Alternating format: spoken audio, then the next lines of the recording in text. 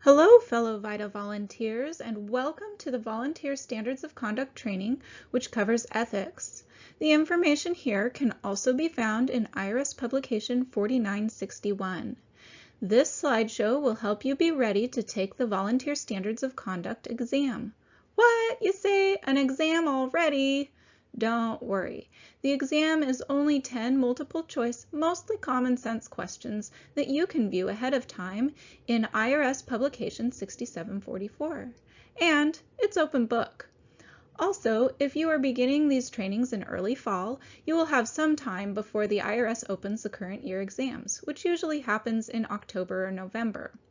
But I always suggest looking at last year's exam, as those questions will help you prepare, and you will get a confidence boost when you see the kind of questions on the exam.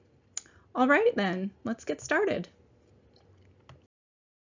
The IRS spec, or IRS Stakeholder Partnerships Education and Communication, we'll just refer to them as IRS spec from here on, defines unethical behavior as not conforming to agreed standards of moral conduct, especially within a particular profession.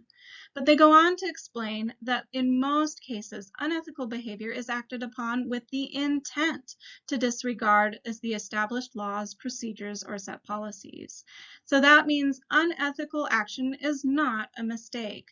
So if this is your first time doing taxes for a client and you're a little nervous about making mistakes, just know that as long as you are honest and you are conscientious in what you're doing, you're not going to get yourself in trouble. So publication 4961 gives us this example, and we get to figure out whether Mary gets to keep her head. If volunteer Mary prepares a return which includes a credit the taxpayer does not qualify for because Mary did not understand the law, Mary did not act unethically. However, if Mary knowingly allowed a credit for which the taxpayer did not qualify, Mary committed an unethical act and violated the volunteer standards of conduct. And if you don't know what a credit is yet, don't worry, we'll cover that later. Just know that not understanding is not unethical. We, of course, want to prepare accurate returns, and we have a certain scope and training that helps us stay within the limits of our knowledge base. But there's a difference between a mistake and unethical behavior. As VITA volunteers, we have 6 volunteer standards of conduct that we are going to follow that help us stay ethical. So number 1 is that we are going to follow the quality site requirements. More on those later. Number 2, we are not going to accept payment or solicit donations or accept refund payments for federal or state return preparation from customers. Number 3, we will not solicit business from taxpayers that we're assisting or use the information that we might be gaining, that private information about them, for any direct or indirect personal benefit for ourselves or any other specific individuals. Number 4, we will not knowingly prepare false returns, just like in Mary's case. Number 5, we will not engage in criminal, infamous, dishonest, notoriously disgraceful conduct or any other conduct deemed to have a negative effect on VITA or tax counseling for the elderly programs. And number 6, we are going to treat all taxpayers in a professional and courteous, respectful manner. Now I know what you're thinking. We just had a slide with 6 things on it, and now you've got a slide with 10 more things on it for me to remember? Don't worry, I'm trying to minimize this as much as possible, but we do have 10 quality site requirements. The first is certification. At the very least, to be volunteers with VITA, we all need to be certified with the Volunteer Standards of Conduct course and the Intake, Interview, and Quality Review course, which, as we talked about, the exams are pretty straightforward, and I know we are all going to be able to do that, so don't worry about it. For process, VITA sites have a specific process for ensuring that each return is done accurately and by a preparer whose certification matches the skills needed to prepare that return. Every return will begin with an intake form, Form 13614C, which is a form number that you are going to be very familiar with by the end of training. We will talk about it a lot. This format is filled out by the client, sometimes with the preparer and sometimes ahead of time, and it acts as an organizer to help us know what to ask and to guide the return preparation process. And every return gets a second set of eyes on it during the quality review process. We will cover the entire process more in depth in our next slideshow, Intake, Interview, and Quality Review. We also need to ensure that we have a photo identification for each taxpayer. So that might be 1 for a single taxpayer or 2 for married filing joint taxpayers. And if you don't know what that means, we're going to cover it in some later slideshows. We also need proof of tax ID numbers, like a Social Security number, for all persons on the return. And if our taxpayers don't have a Social Security number, they might have another type of tax ID. Again, we'll talk more about that later. As for reference materials, we will have reference materials available on site. Usually they'll be located right at your workstation. They can also be accessed digitally online. And it's totally appropriate to look stuff up while you are preparing a return. Our main 2 resources will be Publication 17, which is the instructions to the 1040 or the personal tax return, and Publication 4012, which you should be getting familiar with, not memorizing, throughout our trainings. Publication 4012 also has a table towards the beginning that tells which forms and tax situations are in the scope of our program and which are out of scope. It also guides you on what certification you need to have in order to prepare a return. So this is a very important section as it helps us comply with that first quality site requirement we talked about, certification. You can also find some TaxSlayer input instructions in the 4012 as well as some select tax law information. The volunteer agreement, which is Form 13615, must be signed by each and every volunteer before they can go on site. It is just an agreement that states that you will follow all of the requirements that we are talking about in this slideshow. It will also show what level of certification you have passed. Timely filing is not as much something you as a preparer will be concerned about, but our site coordinators will be ensuring that after you finish preparing the return, it gets submitted to the IRS. And if for some reason the IRS doesn't accept that return, the site coordinators are responsible for notifying the client so that the client can then return to get that resolved. Civil rights just means that we are not going to discriminate or adopt discriminatory practices. And aside from, of course, the ethical imperative, we are partnered with the IRS, which is a governmental institution which is legally barred from discrimination. We will have a site identification number. You might remember entering it when you signed up for Link and Learn. We will also have an electronic filing number, which is not something you as a preparer need to worry about entering into returns. It will automatically populate in the software, but it does identify where that return was prepared. And lastly, of course, we are dealing with very private and sensitive information that we really need to be protective of. We want our clients to feel super safe and be super safe in trusting us with their tax return preparation. So our next standard of conduct is not accepting payment. And the publication 4961 gives us this example. You finish a time-consuming return and the client is very grateful. On her way out, the client stops by and tries to sneak you a $20 bill in your pocket, saying, "I would have paid 10 times that at the preparer across the street." So at that point, your job is to return the money and explain that you cannot accept money for doing taxes. But the center may appreciate a donation which can be made at the center's downtown office or via their website. And that last little bit is just to clarify that if we were accepting donations from our clients, we would have to be very clear about that our tax services are free, and so we would not be having donation jars in the tax preparation area at all. So for solicitation and use of information, we get 3 examples. Number 1 is pretty straightforward. You are a volunteer preparer and an accountant. You can't solicit business from the taxpayer. Number 2, it's helpful to know that some of the in-person sites have a specific site greeter. So in this case, you are the site's greeter. Your daughter asks you to take candy orders at the site for her school fundraiser. And at that point, you would have to explain to her that as a VITA TCE volunteer, you can't solicit personal business.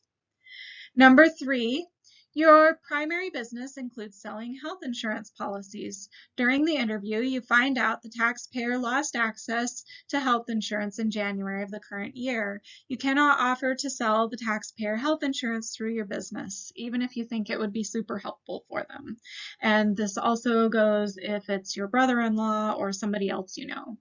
In some situations, we might need to send clients to a paid preparer. We won't be sending them to a specific paid preparer. If their return is out of scope for us, then we just recommend that they need to find a paid preparer to help them with their taxes for the year. Our next standard of conduct is not knowingly preparing false returns. And our little guy on the right there, he's in the pillory for perjury. So our example is a volunteer preparer told the taxpayer that cash income does not need to be reported. And if you're new to tax, that is not ever the case. Cash income does need to be reported. The return was completed without the cash income. The quality reviewer simply missed this omission and the return was printed, signed, and e-filed.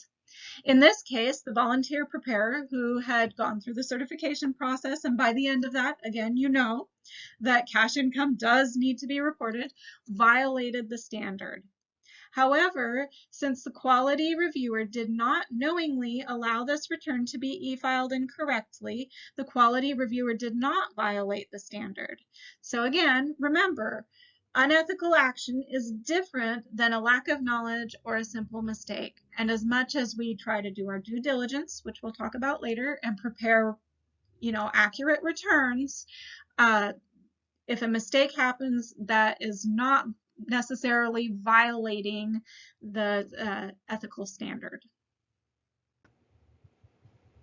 Not engaging in criminal, infamous, dishonest, notoriously disgraceful conduct, and etc. So here are a couple of examples. A partner's program director, and the partner is like Ren Locus in our case, was convicted of embezzling funds from an unrelated organization. The program director's criminal conduct created negative publicity for that partner, and the partner was removed from the VITA TCE programs. Another example, a taxpayer's refund was stolen by a volunteer return preparer at a VITA site. The taxpayer sought monetary damages from the spec partner for the volunteer's fraudulent actions. The volunteer preparer was banned from volunteering in all VITA TCE programs. Here you can see that our behavior both inside and outside of our program could affect not just ourselves, but the program as a whole. We are going to be professional, courteous, and respectful. The example is, you finish a difficult return for Millie, who has self-employment income, several expenses, and very few records, which is a really frustrating situation for the tax professional. In addition, her son turned 25 and moved out early in the year, so she's not getting a credit that she was probably used to getting. She owes the IRS about $50. After you carefully explain the return, Millie sputters, "You don't know what you're doing. I always get a refund. My neighbor's self-employed and she got $1,900 back." So in this situation, calmly take a deep breath and courteously explain that every return is different. And if necessary, you can involve the site coordinator to help this taxpayer get de-escalated. And this is something that I feel very passionate about, that we need to remember that our clients come in as human beings and all sorts of things can have happened to them over the course of the year. And these things tend to come out in the taxes. You have people who maybe had an ugly divorce, or maybe they've lost loved ones and this is a final return that they're preparing for that person. You have people who use a lot of the tax credits, in particular, as later you'll learn about the earned income credit, to support their families. They may have very low income, and in order to feed their children or pay their rent, they are counting on that refund. So then when things turn out differently than they expected, whether that expectation was right or wrong, they can become emotional. And we need to remember that their expression of emotion is not a reflection of you or your skill. It's a reflection of the things that have happened to them as human beings. So what we can do to help that situation is just remain respectful and courteous and patient, and help them to, again, de-escalate and understand their tax situation. It's just really an important part of our customer service. So negligence sits in a middle ground between willful disregard for the tax laws and omissions because of lack of knowledge or because of lack of information. And that's where due diligence comes in. So generally speaking, you can rely in good faith on the information that your clients tell you, and you don't need documentation for everything. You do not need to audit your clients. But part of due diligence is that when you hear some information that maybe it doesn't make perfect sense, or there's some numbers that seem just a little odd, or I think the example in one of our practice problems on Lincoln Learn was an uncle claiming his nephew, and the uncle had pretty low income and no child care expenses. You might need to ask some further questions like, why aren't the parents claiming this child? Who takes care of the child while you're at work? And maybe everything is on the up and up, and the uncle stepped up in a really unfortunate situation where the parents passed away or aren't there for whatever reason, and another friend or relative takes care of the child while he's at work. But it does require that you just kind of gently ask for more information. And we can work on that too as we go through our trainings, how to ask for more information without sounding accusatory. Let's make it a conversation. However, if you get through this conversation and you are kind of cringing inside, like this does not seem right, something seems funny, you do not have to prepare this return. If you are wondering if it's just because you're new at this, you can always ask another preparer to, or another volunteer to come and have a look at this. What do you think? You can ask the site coordinator. But in the end, don't prepare a return that you don't feel comfortable with. Rehashing and extending a little your options for due diligence. You can again ask the site coordinator, ask another preparer. You can ask to reschedule. That was something that we did last year with a situation. I sent a client back to get more information. They didn't have the information with them, and so I asked, okay, can we reschedule? You get that information. I'll study up on the situation to make sure I understand correctly the law around this. So that's an option.